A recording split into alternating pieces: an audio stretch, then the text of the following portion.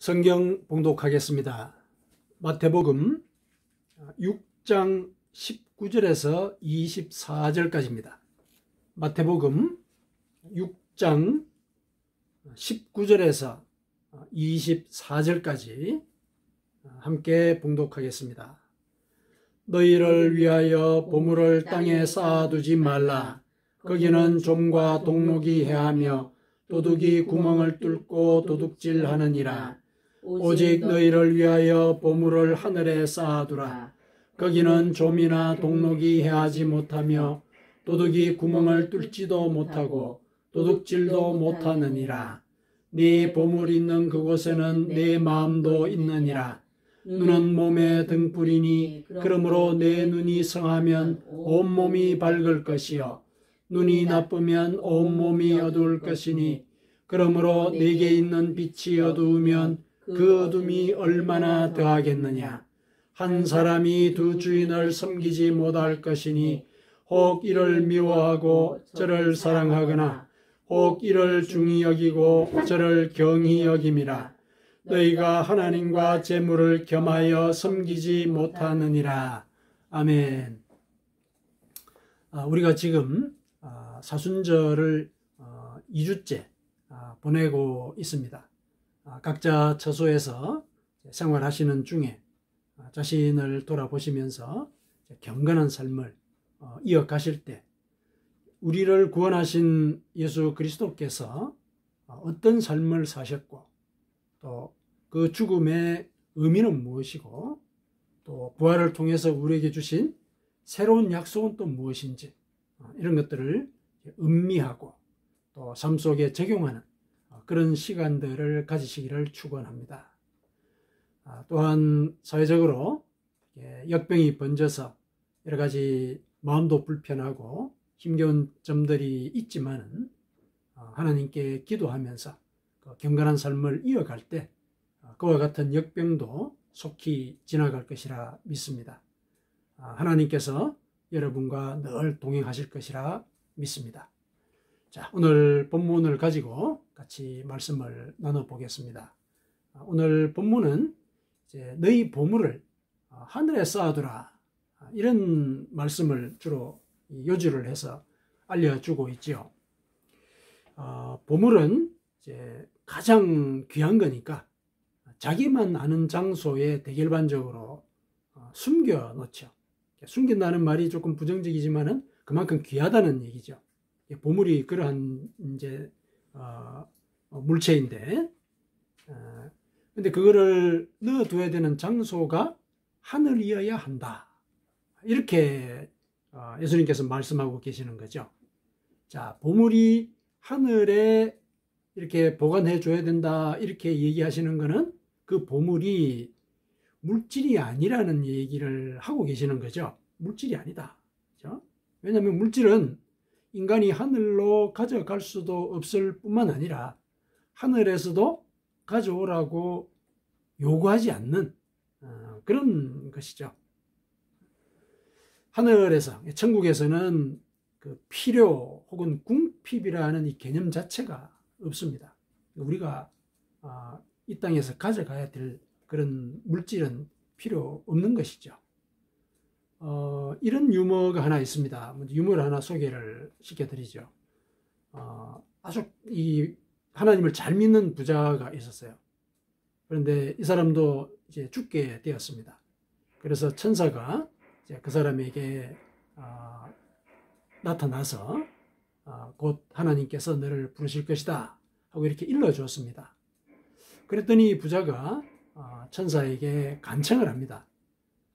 제가 황금 2자루만 좀 가져갔으면 좋겠습니다. 이렇게 얘기를 합니다. 천사는 천국에는 금이 필요 없다. 이렇게 얘기를 해줬습니다. 그런데도 하도 간청을 하니까 그래, 그러면은 가져와라. 이렇게 허락을 했습니다. 부자가 이제 죽었습니다. 죽어서 이제 황금 2자루를 들고 천국 문 앞에 갔습니다. 천국 문 앞에 가면은 베드로가 기다리고 있지요. 베드로가 이제 어떤 사람이 이렇게 뭐 끙끙거리면서 2자루를 들고 오니까 이제 물었습니다.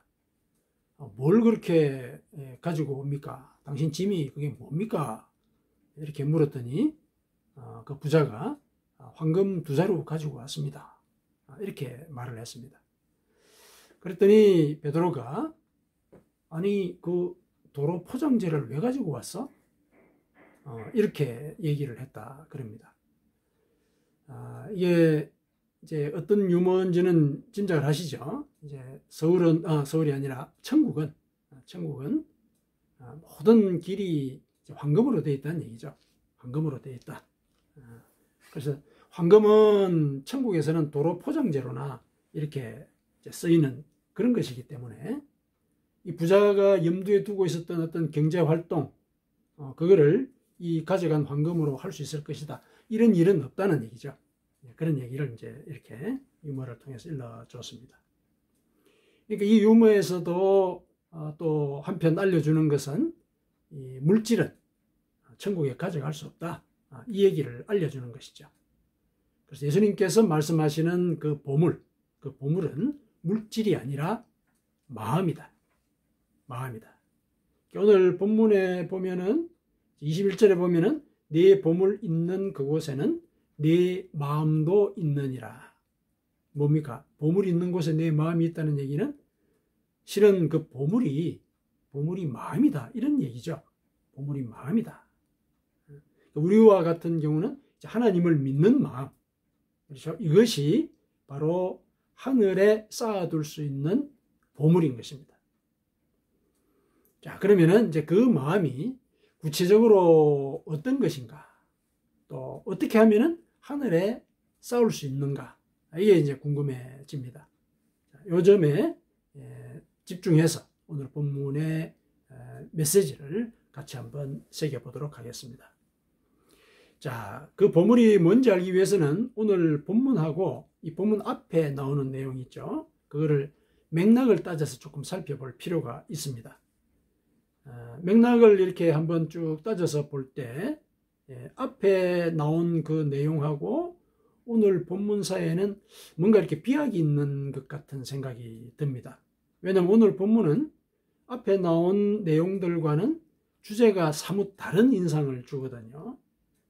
앞부분에는 당시에 신앙생활에 있어서 그 3대 요소라고 알려져 있던 그 구제, 6장 초반부에, 마태복음 6장 초반부에는 구제에 대해서 얘기를 했고, 그 다음에 두 번째는 기도에 대해서 얘기를 했고, 그 다음에 세 번째는 금식에 대해서 얘기를 합니다. 이 세 가지 이런 종교적인 주제를 앞부분에서 다루었습니다. 그런데 오늘 본문은 어쨌든 표면적으로는 보물이나 재물을 언급하고 있죠. 그러니까 주제가 변경된 듯한 이런 인상을 주는 것입니다. 그런데 우리가 글을 쓰거나 뭐 이렇게 누가 말을 하거나 그럴 때 주제가 바뀐다. 그러면은 주제가 바뀐다는 사실을 알려주는 어떤 그 암시가 있지 않습니까? 예를 들면 글 같은 경우면은 이제 접속어가 있단 말이죠. 접속어가 있어가지고 주제가 지금 전환이 된다 하는 것을 예고를 하는 것이 일반적이거든요. 그런데 오늘 본문의 서두에는 아무런 접속어가 없지요. 아무런 접속 없이 이제 앞에 나온 내용 이어서 바로 이렇게 얘기를 하고 있습니다. 그렇다면은 오늘 본문도 앞에 나온 내용과 내용상 연결되어 있다. 그러니까 맥락이 연결되어 있다. 이렇게 생각해 볼 필요가 있습니다. 자, 이 생각이 합리적인 이유는 뭐냐면은 24절에 보니까 하나님과 재물을 겸하여 섬기지 못하느니라 이런 말씀이 나오죠. 이 구절에서 그 합리성을 추론할 수가 있습니다. 그러니까 여기에 하고 있는 말씀은 명백히 그 재물이라고 하는 것은 보물이 아니다. 이거 분명히 표명하고 있죠. 보물은 하늘에 쌓아둘 것이고 재물은 하나님과 함께 섬길 수 없는 대상이다. 이렇게 분명히 얘기를 하고 있죠.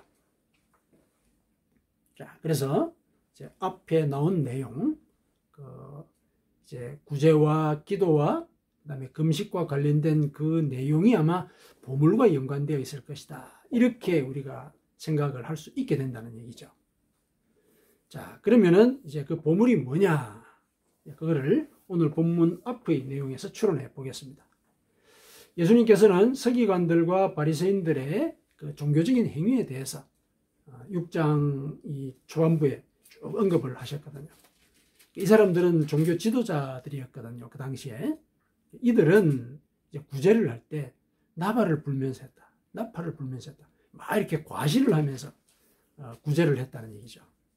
그걸 지적을 하고 계시고, 그 다음에 기도를 할 때 이 사람들은 대로에 서서 손을 하늘로 치켜들고 기도를 합니다. 그렇게 했다는 얘기입니다. 그리고 만일에 자기가 금식을 한다 그러면은 슬픈 기색을 하거나 얼굴을 흉하게 했다. 나 지금 금식합니다. 이거 보여준다는 얘기죠. 자, 이렇게 하는 것이 그 당시 종교 지도자들의 종교적인 행습이었다는 겁니다. 그 사실을 예수님께서 지적을 하십니다. 자, 이와 같은 그 행동과 습관은 당시의 그 서기관들과 바리새인들이 자신들의 그 경건성, 내가 이렇게 경건하게 삽니다 하는 이런 경건성을 과시하기 위해서 그런 행동을 한 것이죠. 근데 그들에 대해서는 예수님께서 뭐라 그러시냐면은 그들은 자기 상을 이미 받았다. 이렇게 말씀을 하십니다. 그러니까 마태복음 6장 2절에는 이제 구제에 대해서, 그들의 구제 행태에 대해서 그들은 자기 상을 이미 받았다. 그 다음에 5절에 가면은 기도에 대해서도 똑같은 말씀을 하세요. 그들은 자기 상을 이미 받았다. 그 다음에 16절에 가면 금식 관련된 내용이 나오죠. 거기서도 그들은 자기 상을 이미 받았다. 똑같이 이렇게 얘기를 하고 있습니다. 그들은 이미 이 땅에서 명예를 다 취하고 누렸기 때문에 이후에 하나님 앞에 가서 받게 될 상이 없다. 이렇게 얘기를 하신 것이죠. 그러시면서 이들의 행동과는 정반대로 이렇게 해야 한다라고 가르치시는 말씀이 있죠. 구제할 때는 오른손이 한 것을 왼손이 모르게 해라. 그 다음에 기도할 때는 골방에 들어가서 하나님께 은밀한 중에 기도해라. 그 다음에 금식할 때는 네가 금식한다는 표시가 나지 않도록 이제 품행을 단정하게 해라. 이렇게 예수님께서 권고를 하셨습니다. 그러니까 이렇게 구제와 기도와 금식, 이런 어떤 그 신앙적인 행위죠. 이 행위 자체가 가지고 있는 그 신앙적인 의미는 굉장히 크지 않습니까? 이런 이 신앙적인 행위를 할 때는 하나님께서만 그 사실을 알도록 은밀하게 해야 한다. 이걸 가르친 것이죠. 은밀하게 해야 된다. 왜냐하면은 은밀한 중에 보시는 네 아버지께서 갚으실 것이기 때문이다. 예수님께서 이렇게 말씀하셨습니다. 여기에 대해서도 역시 6장 4절, 그 다음에 6장 6절, 그 다음에 6장 18절에 똑같은 말씀으로 이렇게 해야만 하나님께서 상을 주신다라는 사실을 강조를 해서 알려주고 있습니다. 자, 이렇게 예수님의 말씀을 앞에 나온 내용들을 이렇게 요약을 해서 볼 때, 보물이 바로 이것이구나. 이렇게 우리가 알 수 있겠죠. 이 보물은 바로 하나님께서 보상해 주신다라는 생각만으로 행한 이런 신앙적인 선행. 이게 보물이라는 거죠. 우리의 신앙생활이 다른 사람들에게 과시하거나 자신의 명예욕을 만족시키는 그런 과정이 되면은 하나님의 그런 보상이 없어집니다. 그러고 보니까 그 6장 1절 있죠. 6장 1절. 이 말씀이 이와 같은 상황을 요약해서 보여줍니다. 사람에게 보이려고 그들 앞에서 너희 의를 행하지 않도록 주의하라. 그리하지 아니하면 하늘에 계신 너희 아버지께 상을 받지 못하느니라. 이렇게 얘기하고 있죠. 이 구절이 마태복음 6장의 주제문입니다. 제일 먼저 나온 주제문입니다. 오늘 본문도 이 주제문과 내용상 연결이 되어 있는 것입니다. 따라서 보물을 하늘에 쌓아두라는 말씀은 모든 일에 있어서 개인의 명예를 앞세우지 말고 하나님께서 아시면 된다. 이런 마음으로 해야 된다. 이걸 일러주고 있는 것이죠. 그러니까 바로 하나님께 바치는 그 진심이 바로 보물인 것입니다. 하나님께 진심을 바치는 그 행위가 바로 보물을 하늘에 쌓아두는 그런 행위라는 얘기죠. 자, 우리가 하나님께만 집중해서 구제를 하고 기도하고 금식 이런 것을 할 때 우리는 그것이 맺는 그 신앙적인 열매, 그것을 하늘에 쌓는 것이 된다. 그러니까 요약해서 말씀드리면 이런 뜻입니다. 근데 만일 그러지 않고 땅에 쌓아두게 되면, 즉 이 땅에서 명예를 구하게 되면은 거기에는 좀과 동록이 쓴다. 동록은 이제 그 구리에 쓰는 녹 있죠, 녹. 구리에서 시퍼렇게 쓰는 녹 있죠. 녹이 쓴다는 얘기예요. 그리고 이제 도둑질을 당하게 된다. 이렇게 경고를 하게 되죠. 자, 이런 일들은 뭘 얘기하냐면은 사람들의 질투와 시기, 그리고 그 이후의 여파, 이걸 다 대변하고 있죠. 일반적으로 우리가 선행을 과시를 한다면은 뭘 기대하고 있죠. 주변 사람들이 나나 나의 행위를 명예롭게 여겨주기를 기대하지 않습니까? 처음에는 우리 기대대로 그 사람들은 박수를 쳐줍니다. 박수를 쳐줘요. 그러나 그 마음속 밑바닥에는 사실은 시기하고 질투하고 또 그 행위에 흠을 찾아 내려갑니다. 그 행위의 흠, 도둑질하는 거예요. 도둑질하는 것이죠. 그렇게 해서 이제 비난하게 되는 이런 일까지 초래하게 됩니다. 사실은 이게 인간의 본성이거든요. 이런 명예욕은 신앙적인 행위에도 적용이 됩니다. 신앙적인 행위에도. 세상에서만 이런 일이 있는 것이 아니죠. 신앙적인 행위에서도 그대로 적용이 됩니다. 우리가 구제하고 기도하고 또 금식을 하는 이와 같은 신앙적인 열매를 맺는 일에 있어서도 우리는 명예를 얻고 싶어 합니다. 아, 저 사람 참 신앙이 좋은 사람이다. 경건한 사람이다. 이런 평가를 받으면은 기분이 좋지 않습니까? 그 인간 본성이거든요. 그러고 싶다는 거죠. 사람들이 마음속에. 그런데 우리가 이 지점에서 기억해야 될 거는 만일에 그렇게 하면은 내가 받을 상이 없다. 내가 받을 상이 없다. 이걸 기억해야 된다는 얘기입니다. 하늘에 쌓아둘 보물이 없으니까 상을 못 받는 것이다. 이런 얘기죠. 이걸 우리가 기억을 해야 되겠습니다. 자, 그러면은 여기서 당장 이제 의문이 드는 점이 하나 있습니다. 우리가 교회에서 간증을 많이 하지 않습니까? 간증한단 말이죠. 한편으로 보면은 이 간증은 자기의 신앙적인 선행을 성도들에게 자랑하는 일이 될 수가 있겠죠. 그런 점들이 이제 없잖아 있을 수가 있습니다. 만일에 그렇게 자기의 명예를 얻고자 간증을 한다면은 간증을 하지 않는 것이 옳지요. 오늘 본문의 말씀에 따르면 하늘에 쌓을 보물을 내 스스로 깎아먹는 행위니까요.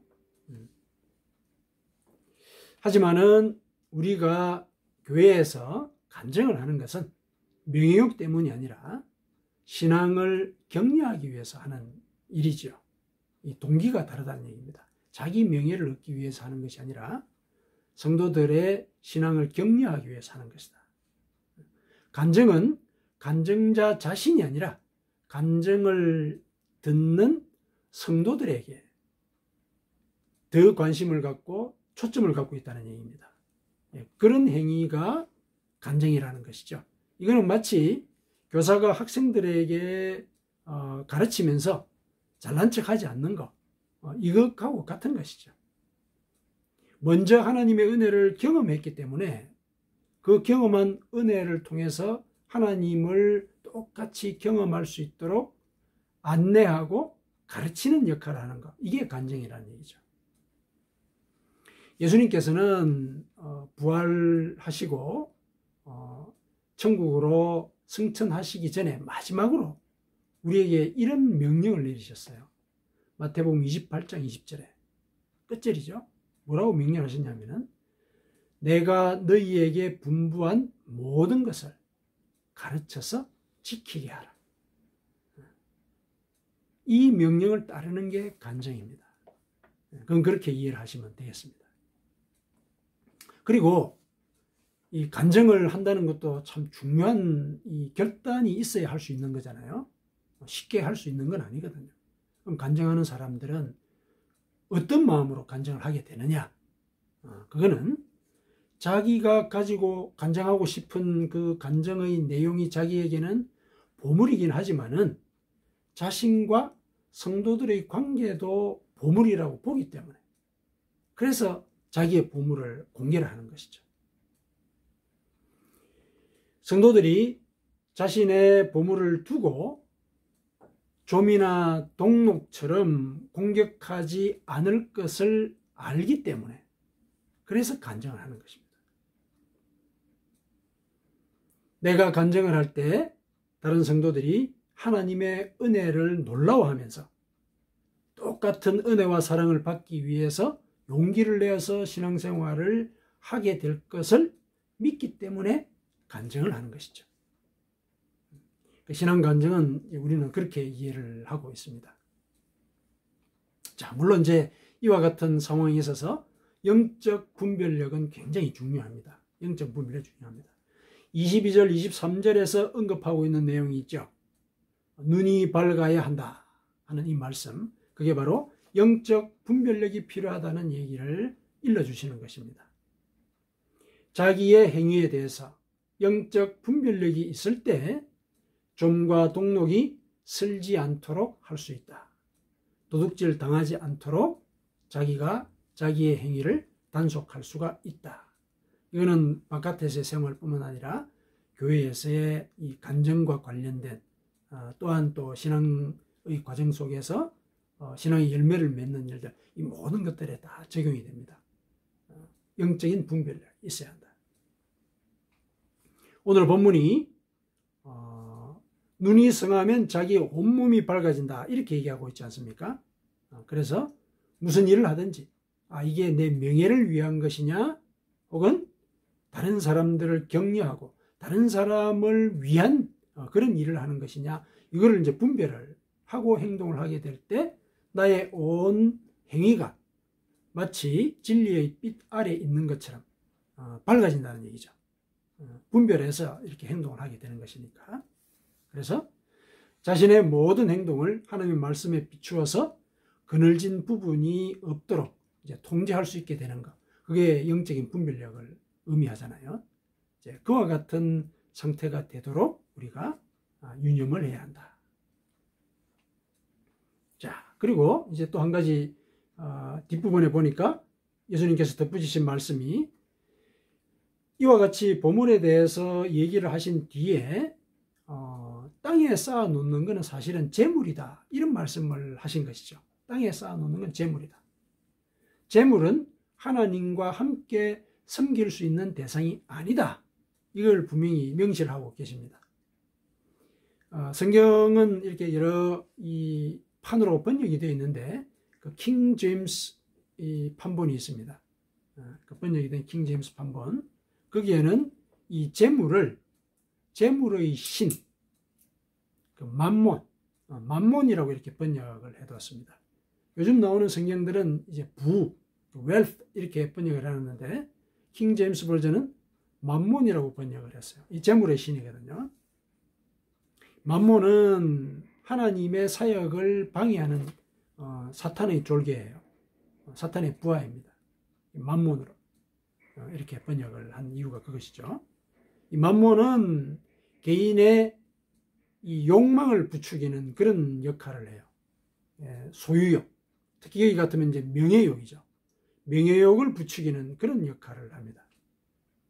그렇게 해서 하나님께 영광을 돌리는 것이 아니라 자기를 높이도록 충동질하는 그런 일을 한다는 얘기죠. 그러니까 하나님을 섬긴다는 사람이 이 만몬의 영향을 받게 되면은 자기도 섬기고 하나님도 섬기는 이런 사태가 벌어지는 것이죠. 이런 사태가 벌어지는 겁니다. 그런데 하나님을 섬기는 사람한테는 자기도 섬기고 하나님도 섬기는 이런 일은 있을 수가 없습니다. 예수님도 말씀하고 계시지만은 두 주인을 섬긴다. 이거는 누구한테는 잘하고 누구한테는 소홀하게 되는 일이 벌어질 수밖에 없다. 그 얘기하고 계신 거죠. 우리는 하나님을 믿는다면 하나님을 한 분 주인으로 모셔야 되는 것이죠. 그래서 이 진심이라고 하는 거, 이거는 결국 한 곳만 바라보는 태도다. 이렇게 우리가 얘기를 할 수가 있겠습니다. 진심을 바쳐드린다 할 때 한 곳만 바라보는 태도, 그걸 우리가 진심이라고 얘기할 수 있겠습니다. 자, 이렇게 해서 이 본문의 내용을 우리가 이해를 쭉 해봤습니다. 자, 그럼 이제 중요한 것이 어떻게 이와 같은 이 보물을 하늘에 쌓아둘 수 있게 될까? 그 방안이 뭘까? 자, 첫째, 성령의 도우심을 간구해야 됩니다. 영적 분별력 얘기를 했죠. 뭐가 보물이고 뭐가 재물인지 우리가 구별해야 되는 거예요. 이것이 나의 명예를 구하는 것이냐, 그 다음에 하나님께 영광을 돌리는 것이냐, 이거 구별해야 됩니다. 영적 분별력이 있어야 되는데, 영적 분별력은 성령께서 주십니다. 성령께서. 물론 우리가 살아온 경험도 영향을 끼치긴 하겠지만은 결정적인 순간에 분별을 할 수 있도록 지혜를 주시는 것은 성령이십니다. 성령이 내 마음속에 충만히 임하도록 늘 기도를 해야 되는 것이죠. 성령에 대해서 예수님께서 이렇게 얘기하지 않으셨습니까? 요한복음 14장 26절에 성령은 너희에게 모든 것을 가르치고, 그렇죠? 모든 것을 가르쳐준다는 얘기예요. 그리고 예수님께서 너희에게 말한 모든 것을 생각나게 하는 분이다. 이거 분명히 얘기를 하지 않았습니까? 성령이 우리에게 오시면 우리는 분별력이 생긴다는 겁니다. 분별력이 생긴다. 그분이 우리에게 오시면은 이사야서는 이렇게 되어 있습니다. 너희가 오른쪽으로 치우치든지 왼쪽으로 치우치든지 내 뒤에서 말소리가 내 귀에 들려 이르기를 이것이 바른 길이니 너희는 이리로 가라 할 것이다. 성령께서 그 일을 하신다는 얘기입니다. 성령께서. 그래서 우리는 무슨 일이든지 먼저 기도해서 성령의 동행을 간구해야 됩니다. 그래서 성령께서 일러주시는 지혜, 그것을 성경 말씀과 참조해가지고 결정을 내리도록 해야 되는 것이죠. 그래서 성령께서 나와 동행하실 때 나의 눈에, 영의 눈에 띄어지는 거죠. 영의 눈이 띄어지고. 그래서 그 눈이 띄어진 대로 내가 행동을 하게 될 때 사실상 내 마음에 갈등도 없어집니다. 명예를 추구하냐, 하나님의 뜻을 구하냐, 이 둘 사이에서 오고 가는 이런 부분도 줄어든다는 얘기죠. 자, 두 번째. 무슨 일이든지 하나님께 하듯 해야 됩니다. 하나님은 중심을 보시는 분이시다. 사무엘상 16장 7절에 사람들은 외모를 보고 판단하지 않습니까? 근데 하나님은 중심을 보시는 분이시다. 이렇게 분명히 말씀을 하셨습니다. 하나님은 마음을 다해서 올려드리는 예배, 마음을 실은 봉사, 이걸 받으십니다. 하나님은 우리가 진심을 다하시기를 원하십니다.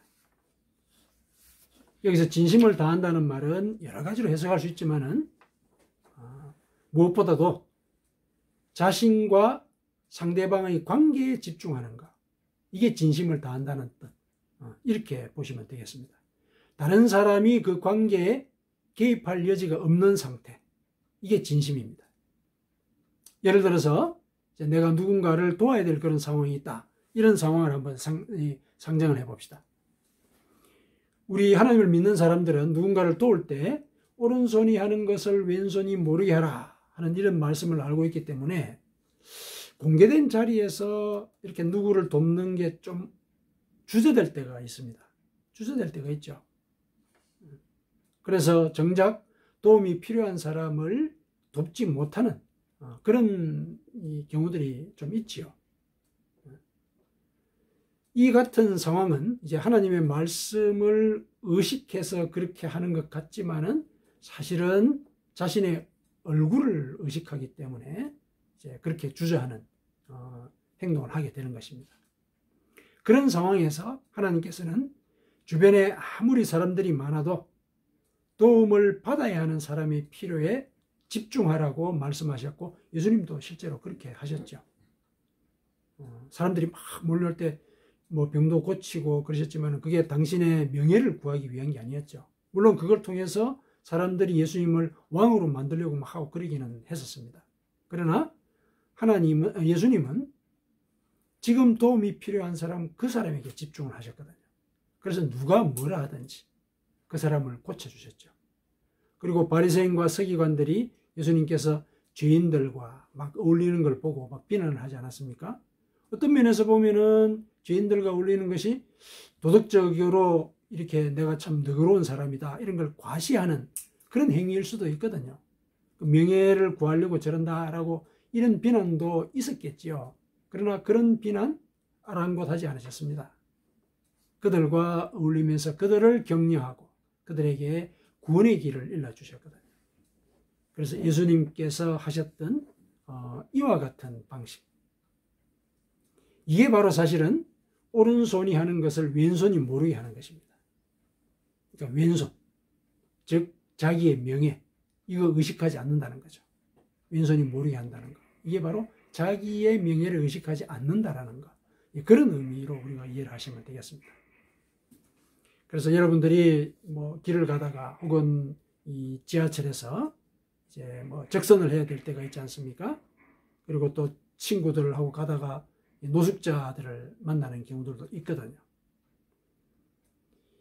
조심스러운 마음이 들 수도 있죠. 하지만은 중요한 것은 바로 그 사람의 필요, 그것을 주목해야 됩니다.